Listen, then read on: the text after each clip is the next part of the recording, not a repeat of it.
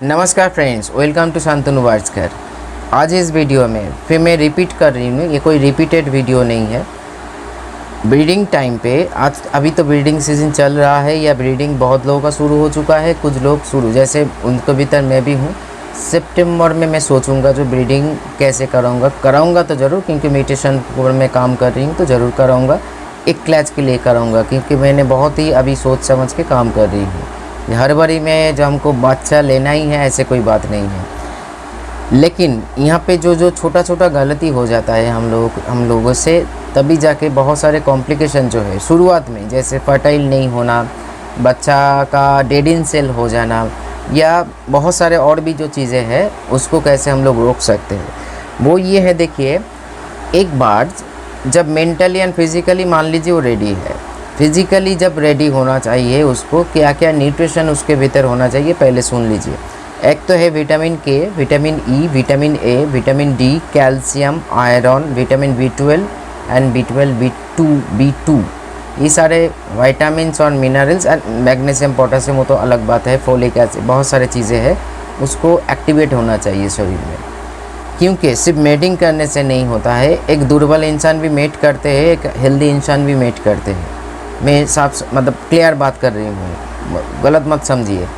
लेकिन एक देखिएगा, कभी कभी बच्चा अंडर वेट होता है, कभी फॉल्स प्रेगनेंसी हो जाता है, कभी कभी अंडर वेट होता है, कभी ओवर वेट होता है, और एक होता है एवरेज वेट, जो ह्यूमन बेबी के बारे में बोल रही हूँ। क्योंकि जब मेटिंग टाइम पे आप जो फूड आप इंटेक्ट कर रहे हो उसके ऊपर भी डिपेंड करता है आपका जो बच्चा आएगा वो कितना हेल्दी होगा, कितना अंडरवेट होगा, कितना। और बिटवीन द टाइम जब 9 महीना जो होता है इंसान के भीतर, जो हम लोग भी तो एक प्राणी है, उसी के हिसाब से साइंटिफिकली बात कर रहे हैं, वो सारे चीज़ के ऊपर बात नहीं कर रहे हैं जो हम लोग गलत सोच में चले जाए।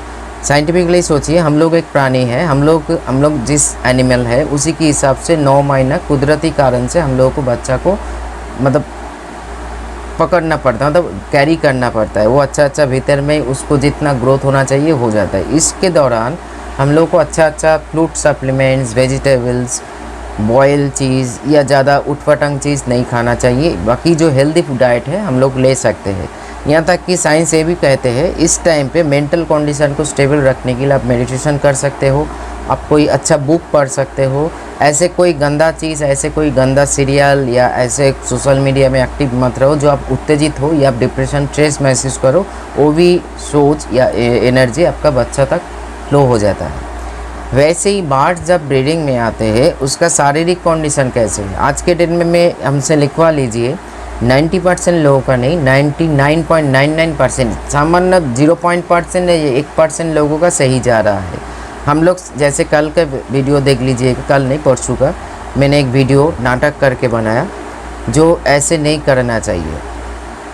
हम लोग इंसान हैं, बर्ड्स के सिर्फ आज के डेट में ये भी सच है, ये गलत बात नहीं हो जाएगा, नहीं बोलूँगा तो 90% लोगों का यही इच्छा है। जो बर्ड्स घर में ले आने का कारण ही है ब्रीड करवाना, उसको रखना, उसको संभालना, उसको केयर करना किसी का इच्छा नहीं है। उनमें से 90% में मतलब 100% पकड़ लेते तो 10% लोगों का सिर्फ प्यार और शौक़ या मतलब इच्छा के कारण बर्ड्स को घर में रखते हैं।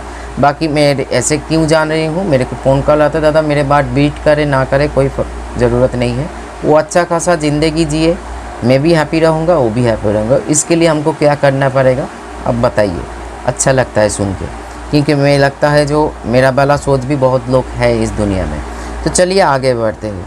विटामिन, कैल्शियम एक पार्ट है इस पर जो कुछ डेफिशिएंसी होता है, लेकिन हम लोग कोई एक कैल्शियम के ऊपर डिपेंड हो जाता है। लेकिन जब एक बर्ड्स एक फॉर्मेशन करते हैं शरीर के भीतर कुदरती कारण के हिसाब से, मतलब एक फॉर्मेशन अपने आप होता है, लेकिन अपने आप होने से नहीं, उसके कुछ न्यूट्रिशन काम में आता है। इसीलिए सिस्टम कैल्शियम के भीतर कोई कमियां ना हो, इसीलिए मैं जब ये सारे चीज़ यूज़ करते थे, 2 कैल्शियम 2-3 साल्ट या ऐसे बर्ड्स के शरीर में जो सॉल्ट मिलता है कैल्शियम का, सभी सॉल्ट को मैं देने की कोशिश करते हैं। हो सकता है जैसे मान लीजिए कैडी सॉल्ट, इसी के साथ आप मैकलविट मत मिलाइए, एक ही सॉल्ट का कॉम्पोजिशन थोड़ा सा अलग है।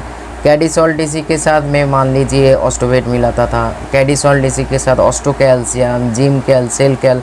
अगर आप मैकलविट यूज़ करते थे उस टाइम पे, तब मैं घुमा फिरा के ये सारे मतलब बहुत सारे चीज़, उसके साथ साथ मल्टीविटामिन को भी मैं पंच करते थे।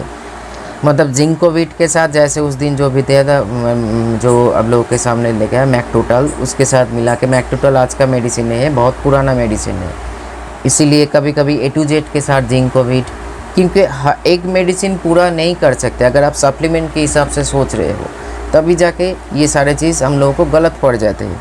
उनमें से और एक पार्ट होता है वो है आयरन। आयरन का बहुत मात्रा होता है, बहुत भूमिका अच्छा हाथ होता है प्रेगनेंसी के टाइम पे, चाहे वो ह्यूमन के हो, कोई शेर चीता का हो, या डॉग का हो, या हम लोगों के घर का कैप्टिव बर्ड्स का हो। जब आप आयरन सोच शरीर में कम हो जाता है, क्योंकि मैं लिख कर दे सकूँ, ज़्यादातर लोगों का न्यूट्रिशन प्रॉब्लम है, ये मेरे से लिखवा सकते हो। आप जितना भी कुछ भी करो, आप बैलेंस डाइट मेंटेन नहीं कर रहे हो। वो मतलब एक होता है ना, जो मेरा ज़िंदगी चल रहा है, अच्छा नहीं चल रहा है लेकिन चल रहा है, और एक होता है अच्छा चलना, एक होता है चलना और एक होता है अच्छा चलना। मतलब काम चल जा रहे हैं, आप देख रहे हो मैं तो सब कुछ दे रही हूँ, लेकिन उस सब कुछ देने से सब कुछ नहीं हो जाता है।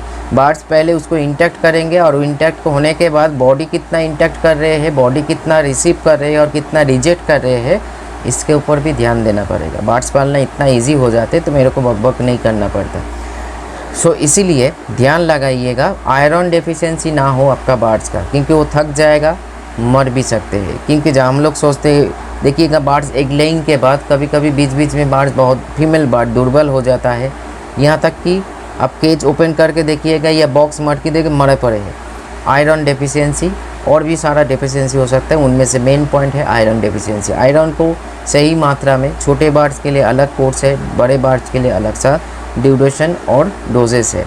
आप चेरी सिरप भी यूज़ कर सकते हो, ये डेक्सोरेंस भी एलोपैथिक में बहुत अच्छा मेडिसिन है। और नहीं तो आप होम्योपैथिक में अगर जेलसिंग के साथ दामियाना, या जेलसिंग के साथ अल्फ़ा, या अल्फ़ा के साथ दामियाना, ऐसे कोई कॉम्बिनेशन होम्योपैथिक में यूज़ कर रहे हो, या अल्फ़ा के साथ चाइना, तो आपको आयरन की सोचने की ज़रूरत नहीं है। ये सारे मेडिसिन में ऑलरेडी बहुत सारे न्यूट्रिशन है, जो आपको ज़रूरत से ज़्यादा न्यूट्रिशन है। जो मैंने 2 दिन ही जिसका आज तक बोला है, वो फर्टाइल होके एक बच्चा बड़ा हो गया। सही डोज मेंटेन करना पड़ेगा।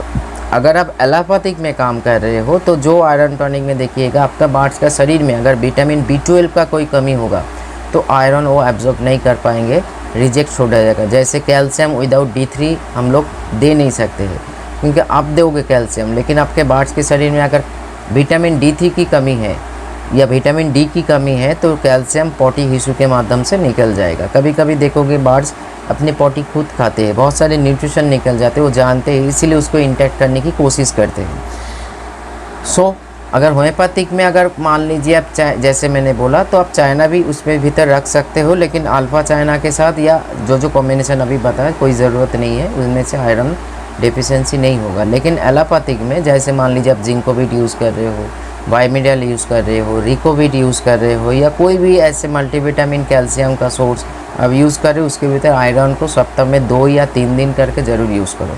तो एग लेइंग कंप्लीट हो जाते हैं तो 2 दिन एक्स्ट्रा देके उसको बंद करवा दीजिए, और ज़रूरत नहीं है, क्योंकि ओवर आयरन हो जाने से भी किडनी मतलब भयानक रूप से इफेक्ट करते हैं, लिवर भी डैमेज होने लगते हैं और स्ट्रोक भी हो सकता है। इसलिए आयरन बहुत ही ख़तरनाक एक इंग्रेडिएंट है बर्ड्स के शरीर में, ये ह्यूमन बॉडी में। इसलिए हम लोग है कैसे जैसे तैसे हम लोग संभाल लेते हैं, लेकिन बर्ड्स संभाल नहीं पाएंगे। इसीलिए ये सारी चीज़ में थोड़ा सा ध्यान रखने की कोशिश कीजिए। आयरन सिर्फ प्रेगनेंसी के टाइम पे नहीं, बीच बीच में आयरन का।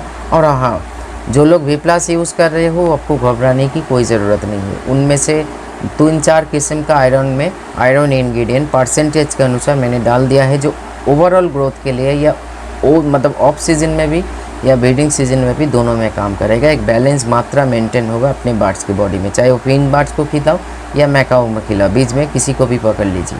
तो ये रहा आज का वीडियो। इन्फॉर्मेशन को मैंने जो डाल रही हूँ, ये सारी इन्फॉर्मेशन लेने की कोशिश कीजिए, क्योंकि ये सारे जो आज का आपके डेट में मुफ्त में मिल रहा है ना, ये सारे चीज़ हम लोगों को एक एक बारीक चीज़ सीखना पड़ेगा। मतलब सीखना पड़ा था, प्रैक्टिकल करके बर्ड्स के साथ रह के समझते हुए, उसके बाद जो आपको एक 10 मिनट 12 मिनट के वीडियो में इजीली अवेलेबल हो जा रहे हैं। क्योंकि मेरा एक ही मकसद है, आप लोगों का भी बर्ड्स हेल्दी रहे और सुरक्षित रहे। नमस्कार।